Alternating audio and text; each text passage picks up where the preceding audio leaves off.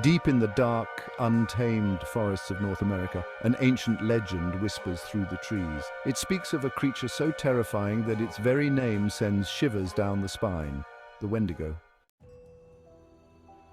The Wendigo, rooted in the folklore of the Algonquin-speaking tribes, is more than just a monster. It's a symbol of insatiable greed, cannibalism, and the perils of winter.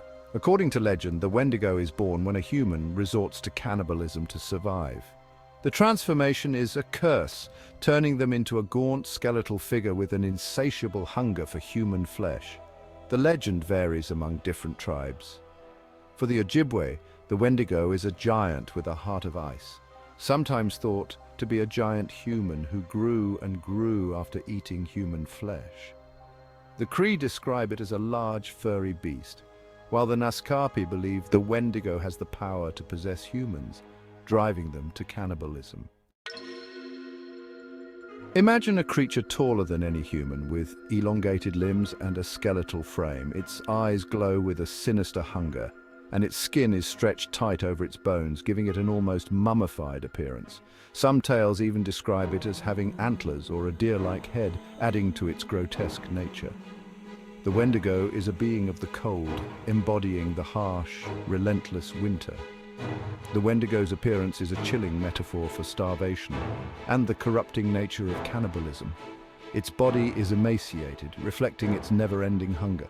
Despite its fragile appearance, it possesses superhuman strength and speed, making it an effective and terrifying predator.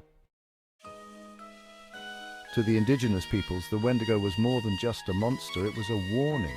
It symbolized the dangers of unchecked greed and the breakdown of social taboos. During harsh winters, when food was scarce, the fear of the Wendigo served as a stark reminder of the community's values and the importance of maintaining one's humanity. The Wendigo also served as a moral tale against gluttony, selfishness, and taboo actions such as cannibalism.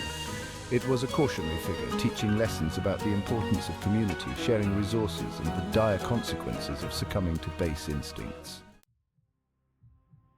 Throughout history, there have been numerous reports and stories of Wendigo sightings. One of the earliest documented cases occurred in the late 19th century, when a Cree man named Swift Runner killed and ate his entire family during the winter of 1878. He claimed to be possessed by a Wendigo, which drove him to commit these horrific acts. Swift Runner was later executed for his crimes, but his story remains one of the most chilling accounts linked to the Wendigo legend. In 1907, a trapper named Jack Fiddler, an indigenous shaman, was arrested for the murder of a Cree woman. Fiddler claimed that the woman was on the verge of transforming into a Wendigo, and he had no choice but to kill her to protect the community. Despite his defense, he was convicted and died before his execution. Unofficial sightings continue to this day. In the early 20th century, miners in Canada reported encountering a strange, gaunt figure lurking in the woods. These sightings often occurred during harsh winters when isolation and hunger were most acute. More recently, hikers and campers in remote areas have reported eerie sightings of a creature matching the Wendigo's description, with glowing eyes and a skeletal appearance. These stories, whether official or unofficial, contribute to the enduring fear and fascination surrounding the Wendigo. They blur the lines between myth and reality, leaving many to wonder if the Wendigo is merely a cautionary tale or a real lurking threat. Today, the Wendigo has found a place in popular culture, from literature to film and television. Shows like Supernatural and movies like Ravenous have brought the legend to a wider audience, often adapting it to fit modern horror narratives. In these stories, the Wendigo remains a powerful symbol of hunger and human depravity.